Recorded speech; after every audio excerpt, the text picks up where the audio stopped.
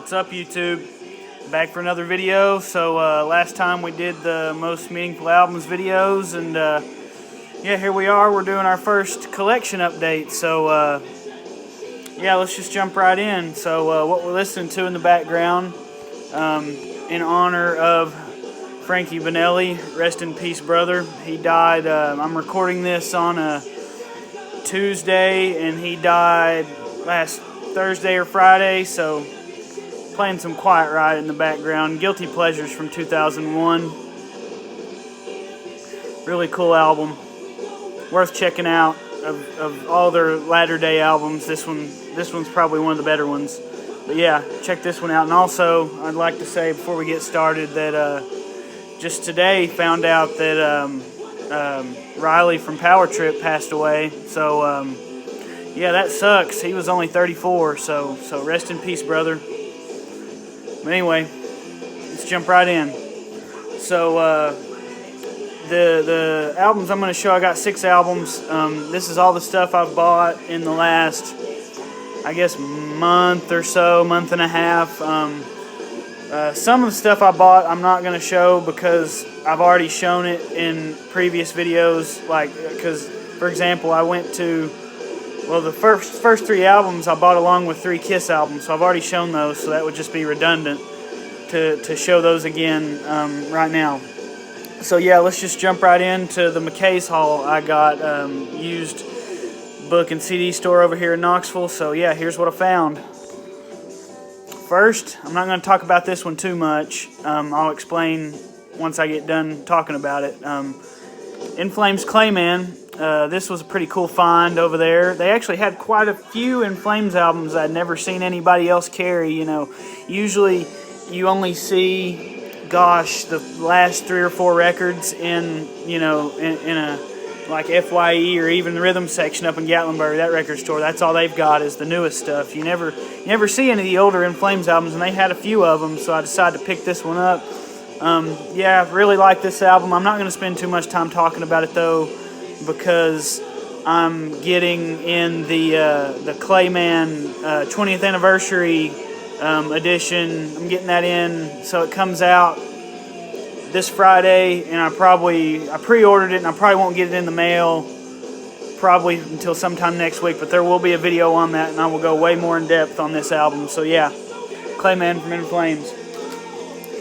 Next, this is one of those thrash bands. They're one of my favorites from as far as like the American scene goes. I just love the energy and the kind of fun nature of this band. Anthrax with Among the Living. Probably my favorite Anthrax. Not really sure though. It's this one or Spreading the Disease. I mean, those 2 albums are awesome. But yeah, just love this band. They've got a little bit of kind of, I guess, a punk crossover thrash kind of edge to them. Not like completely crossover thrash, but they've got a little tinge, you know, of crossover in their sound. But yeah, Among the Living, this album's awesome. This CD, like, I dropped it when I first got it. I mean, this case was already cracked, but me dropping it didn't help, so I've got a big old piece of tape until I find a new jewel case. But yeah, this album's awesome. You know, the title track, Caught in a Mosh. I mean, that's one of those songs that, like, I could just fucking, I will jump in the pit anytime that song comes on. I've never seen Anthrax, but if I ever do, you best believe I'll be in the pit for that song. I Am the Law is awesome. I don't even know how to, but NFL, that song, Nice Fucking Life, that one's pretty awesome. Obviously Indians, ADI, Horror of It All. Essential thrash right here.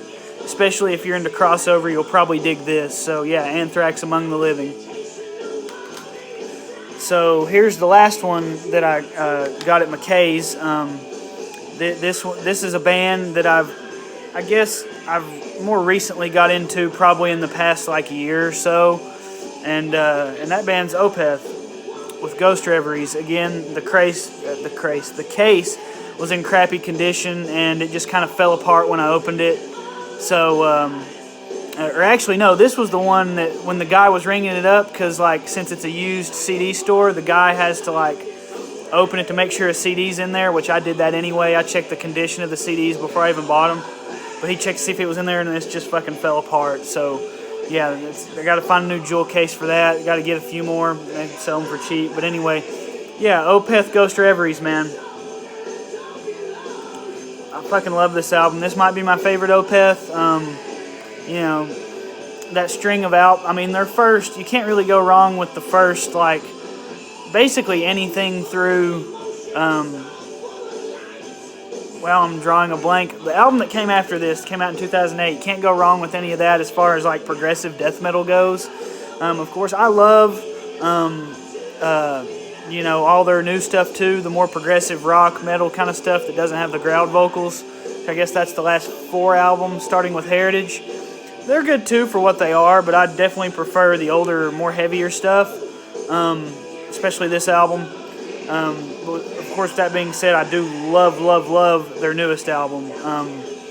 Again, I don't know why, but their album titles are escaping my mind right now. But anyway, the newest one from last year, that one's really good. But anyway, yeah, Ghost Reveries.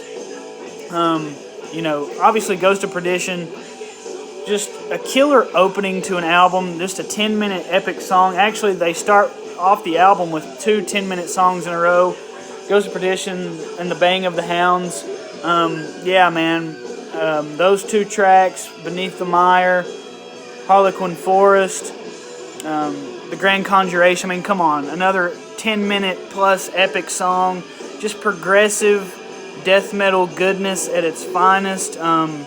Their songwriting's at its peak right here. Just an amazing album from an amazing band. Yeah, Opeth, fucking check it out, man. If you've not, highly recommended for me. Love this band. So this next CD, it was kind of like an impulse buy at Walmart.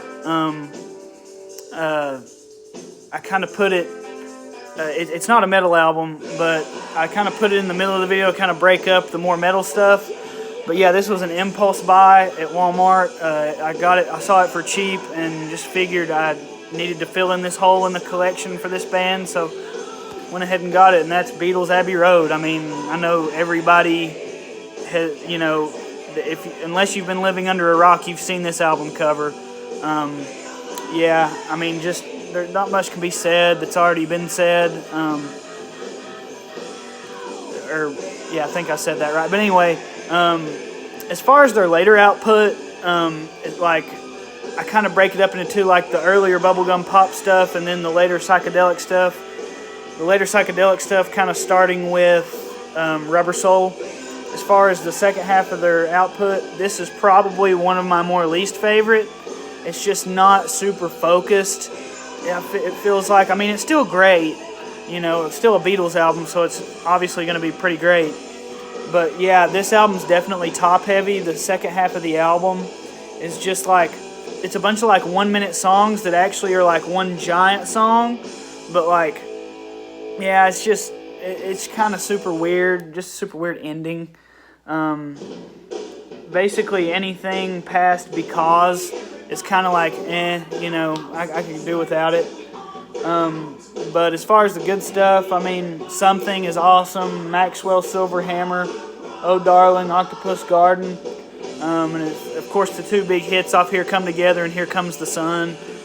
As far as like Beatles hits go, that they're probably, I don't really like them as much as some of their other stuff, but yeah, I mean, I'm a huge Beatles fan, and this is one of the albums from theirs I didn't have, so yeah, Beatles Abbey Road.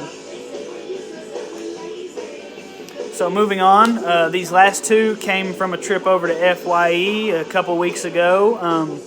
If you follow me on my Instagram, and I'll leave that down in the description, that's where I post a lot of stuff that I'm, you know, buying and listening to on a pretty regular basis. But yeah, if you follow my Instagram, you've already seen these 2 albums. Actually, you've seen all this before, you know, if you follow that. But anyway, I'm rambling again. So yeah, moving on. Sepultura, Beneath the Remains. Yeah, this was a 2-disc version. Had to get it. You know, love Sepultura. Didn't have this one, and figured I'd get it. slowly filling in the holes of the Sepultura collection. You know, this is one of the earlier, well, as far as like the early stuff goes, I have about 2 or 3 more albums to go in the early stuff as far as Sepultura goes to get. And this definitely filled in a hole. But yeah, what can be said about this album? This is a classic kind of thrashy, I wouldn't say it's more of a death metal influenced thrash album. I wouldn't call it a death thrash album, but there's certainly tinges of death metal on this album. This is probably their most death metal sounding album, I would say. Maybe this and Arise. And of course all the other stuff that came before, it's a lot more extreme than this. But yeah, I mean, the title track's awesome.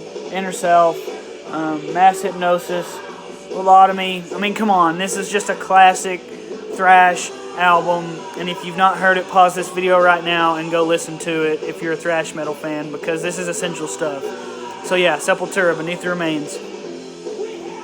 And so, the last album of the video, also from the same little mini haul I had with at FYE, and that is Mayhem, live in, and I always forget how to pronounce this, live in Sarpsborg, some Norwegian, I think, city that they played in 1990. Of course, this has got the classic lineup of Dead, Euronymous, Necro Butcher, and Hellhammer. But yeah, I mean, this is essentially, you know, another one of those Mayhem live albums that, you know, it's kind of like Live in Leipzig and Live in Zeitz. I mean, it's pretty much the same exact set, same exact kind of sound quality. You know, I mean, if you've heard those two, you know what you're going to get on this one. It's, like I said, it's basically the same thing. I don't have either of those, but I've heard them. I mean, I'll probably end up getting them at some point, because as far as early Mayhem goes, I'll probably end up collecting all that.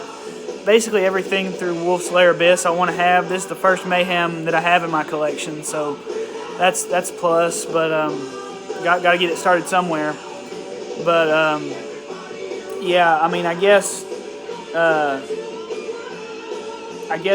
this is Mayhem in their purest form, I guess, or how it was meant to be heard, with, you know, like, especially the De Mysteriis Dom Satanas material, like, you know, Freezing Moon and Funeral Fog, and Buried by Time and Dust.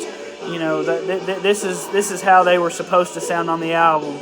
You know, and you know, of course, Attila's a great vocalist, but I still don't think he's nearly as good for Mayhem as Dead was. I think if Dead had sang on the actual studio album, it would have been much better of an album. Not that it's a bad album, it's definitely a classic album, but I feel like it would have been, you know, for me at least, it would have been way, way better.